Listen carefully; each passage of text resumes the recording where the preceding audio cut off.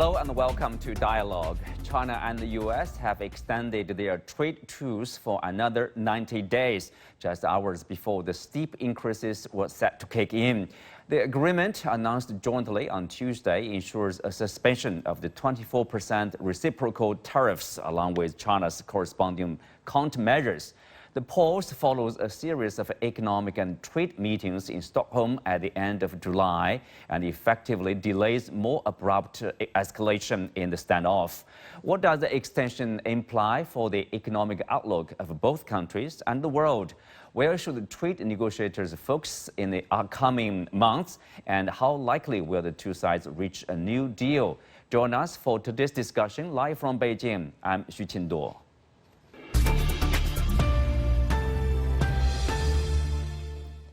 Joining me today are Radhika Desai, Director of Geopolitical Economy Research Group, Sourabh Gupta, Senior Asia-Pacific International Relations Policy Specialist at the Institute for China-America Studies, and Andy Mok, Senior Research Fellow at the Center for China and Globalization. Welcome to the show. Well, Radhika, I will start with you. So China and the U.S., as we reported, have extended their tariff truce for another 90 days. The pause will be in place until early November, as they continue to try to hammer out a deal. So what do you make of this announcement? Well, what I make of it is that Trump has once again chickened out. It's very interesting because earlier we had this phrase going around, Trump always chickens out. You know, he kept postponing the tariffs. But then there came a phase when he seems to have arm twisted various countries and the EU and so on into making deals with him. And then people started using expressions like wacko, the world always chickens out. But China, certainly, nobody is going to say Chaco because China has never chickened out. I think it's very clear that China has played hardball. China has made Trump realize that this is going to be costly for him. So it's going to hurt. It will, of course, hurt China if these tariffs of, that he announced back on the 2nd of April were to be implemented, but not as much as the United States. So that's one thing, because the United States, if such tariffs are implemented, will, of course, end up having high inflation. It will have a number of its corporations badly hurt because of their reliance on China. And of course, this kind of behavior will simply make the United States even more of a pariah in the rest of the world than it already is. So that's how I read it. I mean, I don't think Trump had much choice but to chicken out. Mr. Gupta, some say the truce, in a sense, reveals this economic and trade relationship between the two sides is moving toward a, quote, phased easing. What's your view on how the extension reflects probably the evolving relationship between the two countries? I would say it's more than a phased easing. I think it is on a stabilization track and on a constructive track. I think the two sides are actually setting themselves up to actually finalize a deal by the time Mr. Trump and Mr. Xi meet sometime later, probably this October, when Mr. Trump comes to the Asia Pacific. So I see quite a lot of positives coming out of the deal. Both of them have pressed each other. They looked for each other's weaknesses and strengths. And I think both sides see that they have the incentive structure is right there for both sides to put together a win-win deal, which benefits both Mr. Trump and Mr. Xi during that trip in Asia in October. Are you seeing that, these trade talks between the two sides somehow is becoming part of the preparation for the summit meeting between the two leaders? Oh yes, I think actually what will probably be it's part of becoming the biggest deliverable at that summit. Mr. Trump and Mr. Trump is looking at it in that way. I think the Chinese are ready to facilitate it, and the useful thing is that if a significant agreement can be reached, and this is fairly early, we're talking just 10 months into Trump's tenure, it could be a useful platform, a useful platform to stabilize the relationship and then build larger dialogue mechanisms that can take the political relationship forward for the next couple of years under Mr. Trump. From another angle, Andy, some say the 90-day tariff truce is a test of each country's, each economy's resilience. Is that the case? Well, I think it can be certainly seen this way, Ting Duo. Clearly, this is part of the narrative, and I think the reality of this trade conflict is who has the ability to bear more pain. But I think it's widely agreed that China has demonstrated much greater determination, threshold for pain. But I think also, like our other two guests, I am more optimistic about the future of the China-US relationship than I've been in a very long time, and perhaps more optimistic than most Western observers. And I think it's not only, as we heard from our other guests, about the inflation impact of the trade war, but I think the US has come to realize that it is very much exposed in a strategic sense to China. Rare earth metals, of course, we all spend a lot of time talking about. Boeing aircraft, not only because these are expensive sales, but also Boeing is a cornerstone of the military-industrial establishment in the United States. So again, seen as a strategic concern. And then I think finally, which has not gotten very much Western media coverage in the last couple of years, is the American farmer. And we see President Trump most recently calling for China to quadruple its purchases of American soybeans. So I think these are three very, very potent issues that has really, I think, snapped the U.S. out of its fantasy that it could dictate to China. So I think this is one reason for my optimism. The second reason, I think, is perhaps even more significant, and that is the U.S. has long believed that it has to slow China's technological rise, especially in artificial intelligence. And I think what Trump's new announcement to collect essentially a 15% tax on NVIDIA and AMD on chip sales to China actually shows it's an admission of defeat that the US's policy to try to slow down China by this chokehold on advanced chips has failed, because we can talk about this more later, I'm sure. But what Huawei has recently demonstrated with its Cloud Matrix 384 is that China, now Huawei and China, can build world-class AI clusters without needing high-end American chips.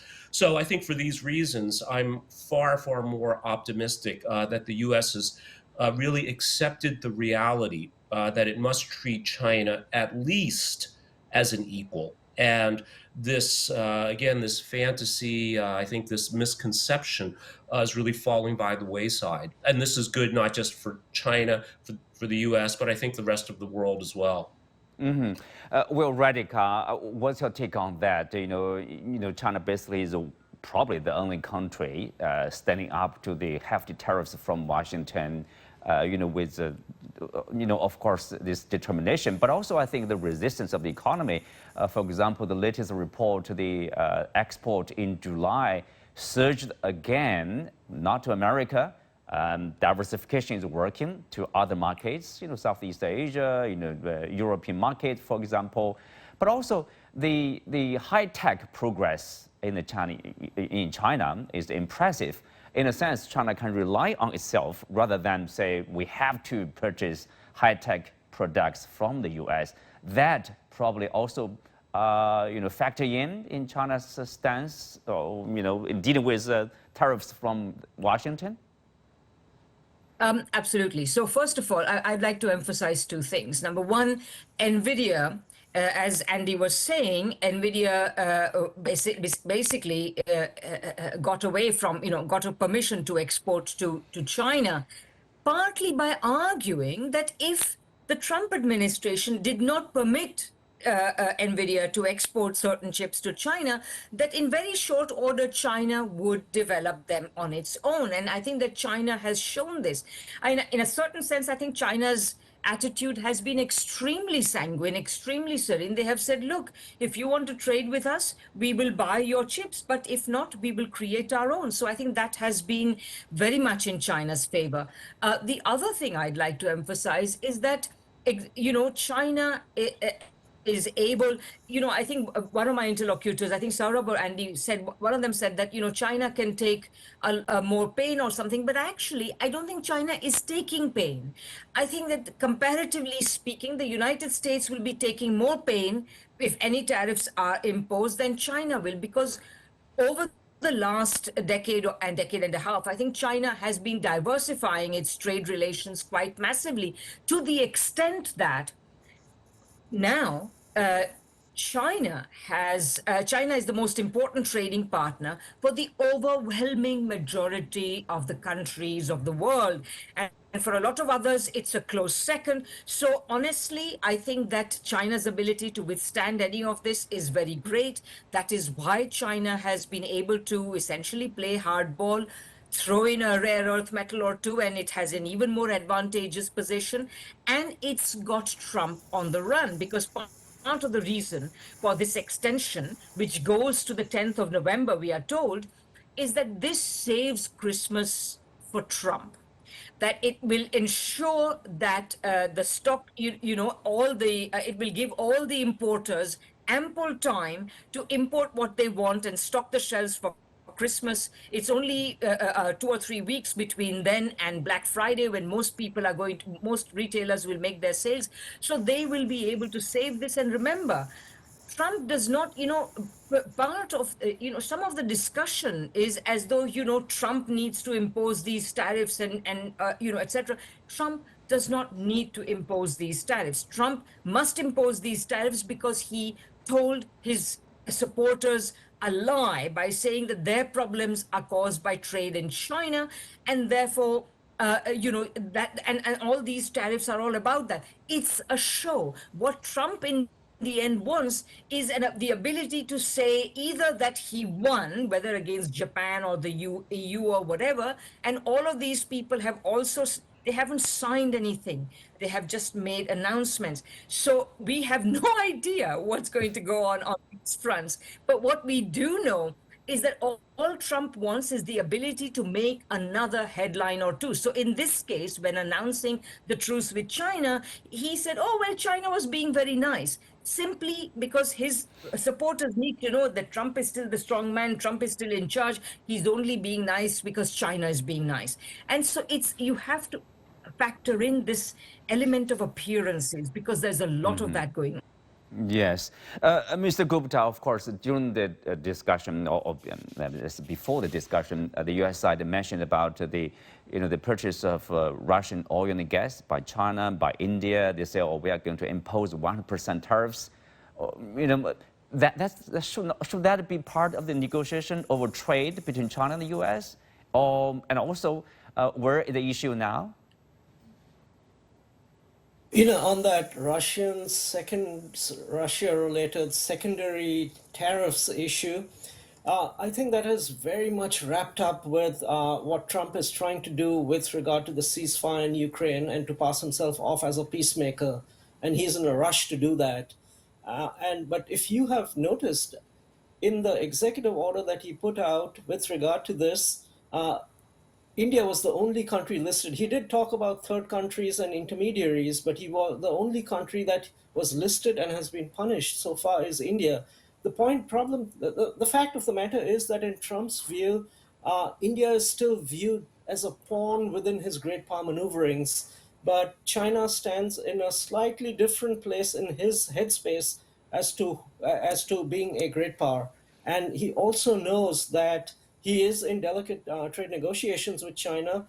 They have been memorialized now in two joint statements, which is not the case with any other country so far. And that if he does go ahead with these secondary tariffs on China, that will blow a huge hole in the negotiations. And therefore, I do not anticipate, unless the negotiations go south, that he will imposes secondary tariffs on China. It's just a threat.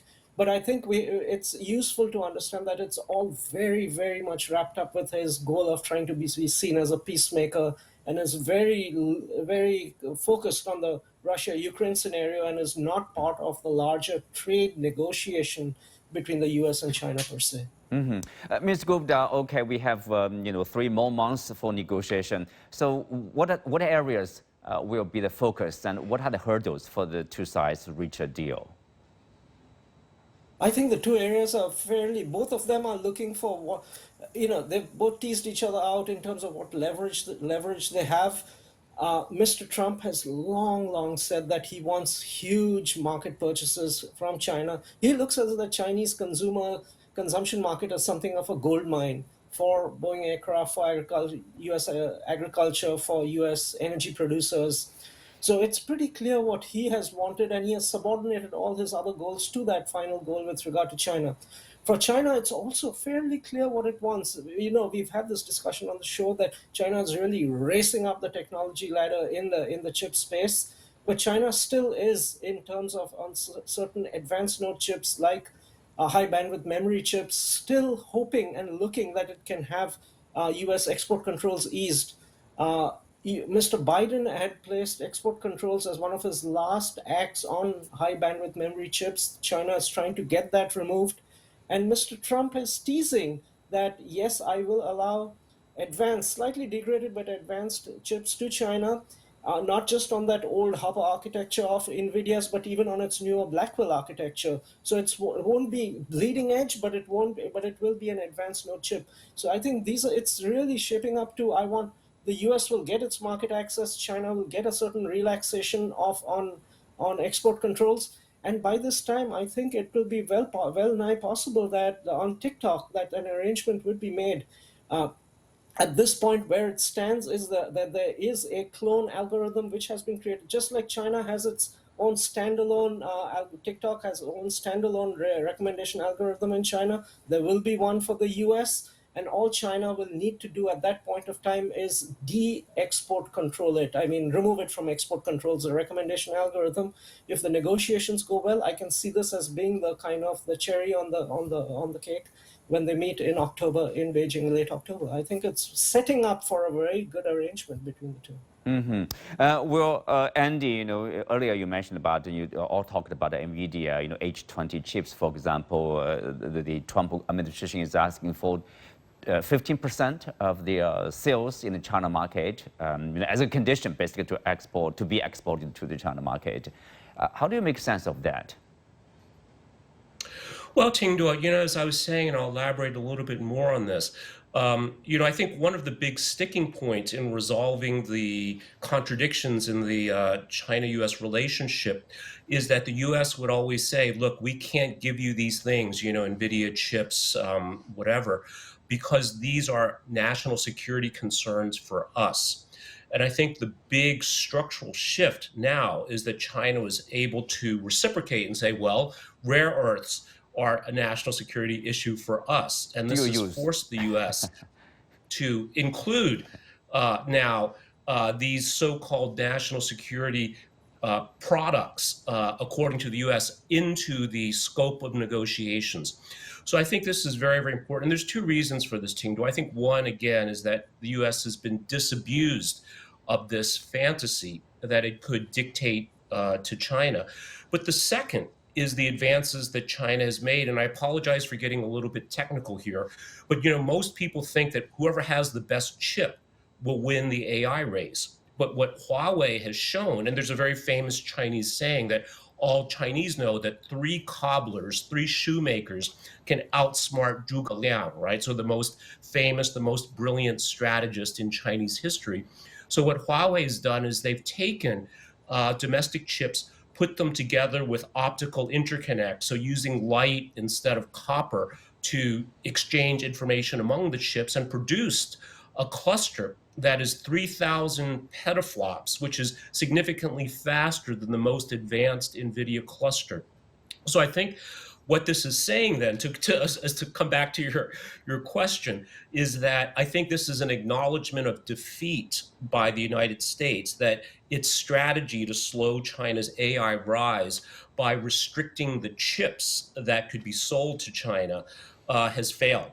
And why not make some money from it, since we've already lost this? So I think, again, to me, this is a positive in the relationship in that it removes one of to me, the major barriers for a more productive relationship. And again, this greater sense of realism is very important. The last thing I would say, Ting Duo, is I would consider Trump phenomenal leader, the greatest political talent, certainly of his generation. And he has a very sophisticated and bold solution to the problems of the United States. According to him and his supporters, there's three interrelated problems. It's the federal deficit, it's the sclerotic, overly extractive government system, including taxes, including regulation, and its deindustrialization. And what we're seeing is that these tariffs are bringing in something like, I believe, 30 billion a month that can be used to lower the income tax, provide other benefits for the American people. Now, whether this will work, I think remains to be seen. Some compare it to, high-risk open heart surgery. So it's a very risky endeavor he's undertaking, but it is internally coherent, and I think addresses challenges that many in the U.S. see. Again, the debt, the overly burdensome government system, deindustrialization, and China could play a very important role here: EV technology, solar technology, investment capital. But we have to move past, again, I think, this fantasy the U.S. has of wanting to keep China down and be number one in the world. Right. That's a good point there, interesting point there. Radhika, here, of course, in his latest remarks, Treasury Secretary Scott Bessent dismissed the possibility that Chinese investment in the U.S. could be part of a future trade deal. He cited this need to reshore critical industries away from China. Is he still looking at the decoupling from China, de-risking, things like that? Yeah, I have to say that I don't put as much store as some others do on the idea that there is a coherence behind Trump's project. On the one hand, yes, Scott Bessent's comments can be read as a way of de-risking from China, decoupling from China, and so on. But the fact of the matter is that if that were the principal goal, they would have acted much faster. As I say, I think that Trump's strategy is really based on a complex, as said on this program before, Trump is not a factor, Trump is not an actor, Trump is a symptom of a very deep crisis in which the United States finds itself. Trump has won elections by telling voters that China and trade is their problem. Of course, immigrants are their problem. But in reality, those are not the problem. The problems are precisely the neoliberal policies of continuing tax cuts, which have increased the deficit. And of course, the problem is the deindustrialization of the United States, but Trump has no strategy to solve this. If he did, he might have actually partnered with China, who is among the most competent powers who might actually invest and renew the United States industrial capacity and so on. But the fact is, Trump is essentially, on the one hand, he wishes to show his voters that he is somehow addressing their concerns. And he doesn't have to address them in reality. He just has to announce a new victory every day, or maybe one or two a day, who knows. So that's what matters. And for the rest, he is essentially looking to the CEOs of the United States to support him. So, if some people stand up to him, they will get a rap. If other people flatter him, they will get what they want, as Apple's Tim Cook recently did. So I think that the coherence factor should not be given much importance. I think it is the incoherence of Trump and what are the patterns there that need to be understood. And that's what I've been trying to do. Well, Mr. Gupta, of course, Bessent also mentioned about the U.S. Concern. They want China to take measures, for example, to stem the flow of chemicals used to produce fentanyl before lowering duties. He's conditioning the tariff on, on whatever the work the Chinese side need to do to help fight this fentanyl crisis. I mean, how realistic is that? The two sides work together or used to work. I think the Chinese side is still trying to cooperate with the U.S. side. But are you optimistic that both sides can somehow find a solution to that? Oh, I think I'm optimistic on that front. Just in the last month, China class scheduled 2 additional chemical precursors, fentanyl precursors, and the goal actually had been China asked for the removal of that 20% fentanyl tariff in the course of negotiations, I think in Stockholm. But the U.S. has kept it there, but I think it's there more from the point of leverage rather than really in terms of dealing with the fentanyl issue per se. I would say, though, we should take Mr. Besant seriously in terms of that he is not looking for Chinese investment, to be frank, in anything that smacks of a strategic sector or in green industries, et cetera, et cetera. In all these other negotiations that are being conducted by Lutnick, with regard to developed countries, they're trying to have even 0 for 0 tariff in certain strategic goods as so long as they strip out Chinese content. With regard to the ASEAN countries, the US is negotiating in such a way the rules of origin that Chinese intermediate goods would be stripped out. So yes, that point is there that the US is still looking to relatively decouple in anything that is sensitive or strategic. And the way the US sees it is that what they're trying to do is rebalance their trade with China, and therefore they're looking for these huge asks in terms of market access in China, for which, as I said, Trump is willing to liberalize, to loosen some of the export controls, which is in China's interest. And therefore, I think that is where the framework of a deal exists. And therefore, we should take Mr. Besant seriously when he says so, and that does not contradict the fact that can still be what he says can still, that a deal can still be done in spite of what he says in terms of that decoupling related aspect in the US-China relationship. Yeah, Mr. Trump said earlier that he and President Xi Jinping could meet before the end of the year if both sides can come to a trade deal. Mr. Gupta, what are your expectations for such a meeting? I expect the meeting to happen sometime in the last week of October. Mr. Trump and Mr. Xi are scheduled to be in Malaysia for the ASEAN summit, ASEAN and other related summits. The APEC summit is in South Korea on October 31st. I frankly feel that there is going to be an opportunity for Trump during that 1 week to come to either Beijing or another Chinese city and hammer out an agreement. And I think they're in the makings of a deal. I hope that comes through because that would be incredibly stabilizing for the US-China relationship and can create there and a political framework for managing the relationship on a constructive basis can be created from that point on. Mm-hmm. Does that mean, somehow the tensions or the problems, in terms of a trade relationship between two countries will be resolved once and for all, and then, overall relationship will be much steadier? The trade relationship, both will have leverage in terms that the US will depend on China's market, that huge additional market access.